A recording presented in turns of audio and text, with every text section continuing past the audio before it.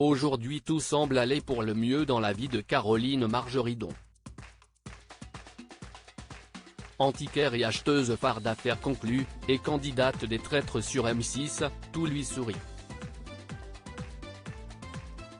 Mais ça n'a pas toujours été le cas, notamment dans son enfance durant laquelle elle a vécu un terrible drame avec ses sœurs. En quelques années, Caroline Margeridon est devenue une des figures emblématiques de la scène télévisuelle française. Notamment grâce à son rôle d'acheteuse dans l'émission de vente aux enchères, Affaires conclues.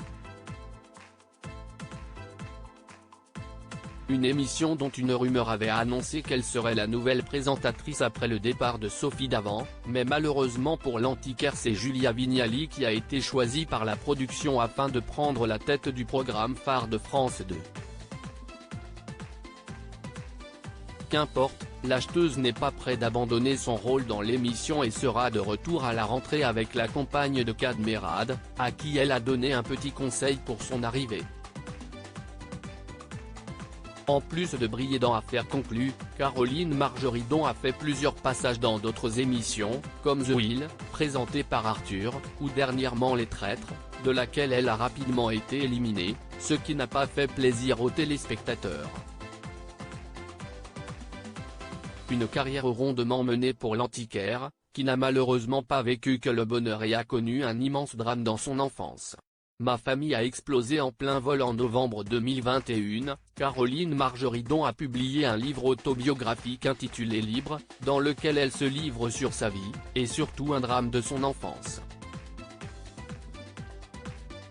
Lorsque j'ai eu 11 ans, ma famille a explosé en vol, quand notre maison de campagne en Normandie du XVIIIe siècle, tout à colombage, a entièrement brûlé devant mes sœurs et moi, raconte-t-elle.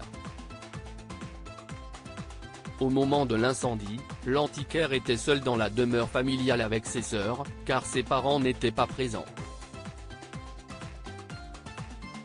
Caroline Margeridon a dû alors sortir rapidement de la maison en flammes, sans pouvoir récupérer les 2 animaux de compagnie de la famille qui ont péri dans l'incendie, tout a été réduit en cendres.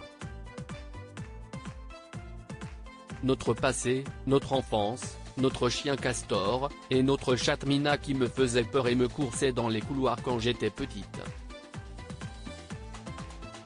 Ça a été un cataclysme dans notre vie, confie-t-elle.